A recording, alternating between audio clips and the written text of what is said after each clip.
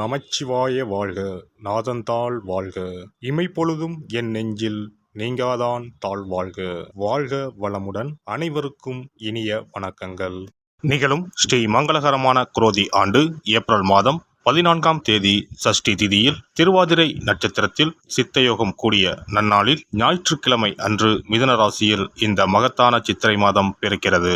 இம்மாதம் கிரகநிலை என எடுத்துக்கொண்டால் மேசத்தில் சூரிய பகவானும் குரு பகவானும், கன்னியில் கேதுவும், கும்பத்தில் செவ்வாய் சனியும், மீனத்தில் 3 கிரகங்கள் அதாவது சுக்கிரன், புதன் மற்றும் ராகு பகவான் உள்ளனர். இம்மாத கிரகப்பெயர்ச்சி என எடுத்துக்கொண்டால் 22/4/2024 செவ்வாய் பகவான் கும்பத்தில் இருந்து மீனராசிக்கு இடப்பெயர்ச்சி அடைகிறார். 25/4/2024 சுக்கிர பகவான் மீனராசியில் இருந்து மேசராசிக்கு மாறுகிறார். 6/5/2024 அன்று புதன் பகவான் மீனராசியில் இருந்து மேசத்திற்கு இடப்பெயர்ச்சி அடைகிறார். 1/5/2024 அன்று குரு பகவான் மேசத்தில் இருந்து ரிஷபராசிக்கு மாறுகிறார். இம்மாத வாஸ்து நாள் சித்ரா பௌர்ணமியுடன் இணைந்து வருகிறது. இந்நாளில் வாசல் கால் நடுவது, புது வீடு கிரகப்பிரவேசம் செய்ய உகந்த நாள். பிறக்கப் போகும் இந்த சித்திரை உங்கள் வாழ்வில் நிம்மதியான நித்திரையை தரப்போகிறது. கடன் தொல்லை தீர்ந்து நிம்மதி பெருமூச்சு விடப்போகிறீர்கள். இனிமையும் கசப்பும் கலந்த மாதமாக இருந்தாலும் நன்மையே அதிக அளவில் நடைபெற வாய்ப்புள்ளது. இனி 12 ராசிகளில் உங்கள் ராசிக்கான பலன் என்ன என்பதனை பற்றி காண்போம். நிறைய யோசிக்கும் திறமையுடைய மகர ராசி அன்பர்களே, நீங்கள் புதுமை படைக்க எண்ணுபவர்கள். இந்த மாதம் எதிர்ப்புகள் விலகும், கடன் தொடர்பான பிரச்சனைகள் தீரும், பல வகையான யோகங்கள் ஏற்படும், உடல் நோய்கள் நீங்கி ஆரோக்கியம் உண்டாகும், மனக்குழப்பம் நீங்கும். ஆனால் பிறருடன் பழகும் போது நிதானம் தேவை. தொழில் வியாபாரத்தில் முன்னேற்றம் காணப்படும், தொழில் தொடர்பான காரியங்கள் வெற்றி பெறும், பொருளாதார முன்னேற்றம் உண்டாகும், பழைய பாக்கிகள் வசூலிப்பது வேகம் பிடிக்கும், வியாபாரம் தொடர்பான பிரச்சனைகளில் சாதகமான நிலையே உண்டாகும். உத்தியோகத்தில் இருப்பவர்கள் நன்மை தீமை பற்றி கவலைப்படாமல் தங்களுக்கு கொடுக்கப்பட்ட பணியை திறம்பட செய்வார்கள். போட்டிகள் மறையும். திருமணம் தொடர்பான காரியங்கள் சாதகமான பலன் தரும், குடும்பத்தில் இருந்த மறைமுக எதிர்ப்புகள் மறையும், உங்களது வார்த்தைக்கு மதிப்பு கூடும், கணவன் மனைவிக்கு இடையே இருந்த மனக்கசப்பு நீங்கும், பிள்ளைகள் உங்களது பேச்சுக்கு செவிசாய்ப்பார்கள், வாய்க்கு ருசியான உணவு கிடைக்கும், பெண்களுக்கு மனதில் திடீர் குழப்பம் ஏற்பட்டு நீங்கும். சமையல் செய்யும் போதும் மின் சாதனங்களை இயக்கும் போதும் கவனம் தேவை. கலைத்துறையினருக்கு எதிர்காலம் பற்றிய சிந்தனை மேலோங்கும், எல்லா காரியங்களும் நல்லபடியாக நடக்கும், ஆராய்ந்து செய்யும் காரியங்கள் சாதகமான பலன் தரும், வாகனங்களை ஓட்டும் போதும் எச்சரிக்கை அவசியம். வீண் செலவு ஏற்படும், அடுத்தவருக்கு எவ்வளவு நன்மைகள் செய்தாலும் அது எடுபடாமல் போகலாம்.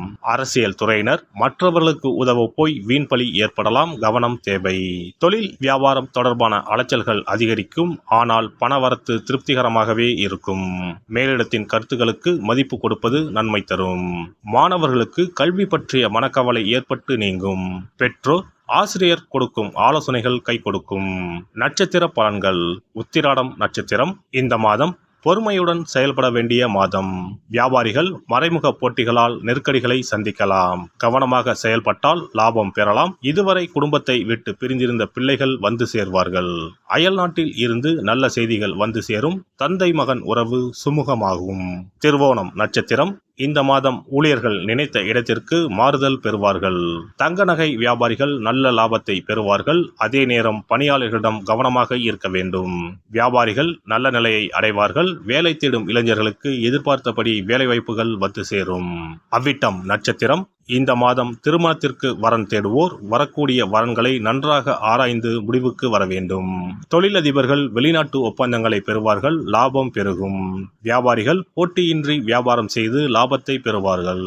ஊனமுற்றவர்களுக்கு தொண்டு செய்வதும் பிரதோஷ காலத்தில் சிவனை வழிபடுவதும் கஷ்டங்களை நீக்கி வீண் விரயத்தை குறைக்கும், காரிய தடை நீங்கும். சிறப்பு பரிகாரம்.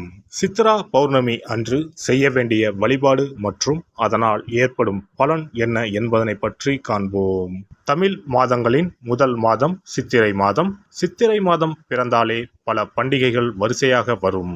அவற்றுள் ஒன்று சித்ரா பௌர்ணமி ஆகும். பௌர்ணமி என்றால் முழு நிலவு நாள், முழுமை பெற்ற நாள். ஒவ்வொரு மாதமும் பௌர்ணமி வரும் என்றாலும் சித்திரை மாதம் வரும் பௌர்ணமி சிறப்பு வாய்ந்தது. அன்றுதான் சித்ரா பௌர்ணமி என்று நாம் கொண்டாடுகிறோம். சித்ரா பௌர்ணமி அன்று சித்திரகுப்தன் வழிபாடு செய்வது மிகவும் சிறந்தது. சித்திரகுப்தன் யமதர்ம ராஜனின் கணக்காளர் ஆவார். அவர் நமது பாவ புண்ணிய கணக்குகளை ஏட்டில் எழுதி நாம் இறக்கும் தருவாயில் யமதர்மனிடம் அறிவிப்பார். வானவில்லான அவரது தாயின் பல வண்ணங்களை உணர்த்தும் பொருட்டுத்தான் சித்திரகுப்தருக்கு பல வண்ண துணியை சாத்துவார்கள்.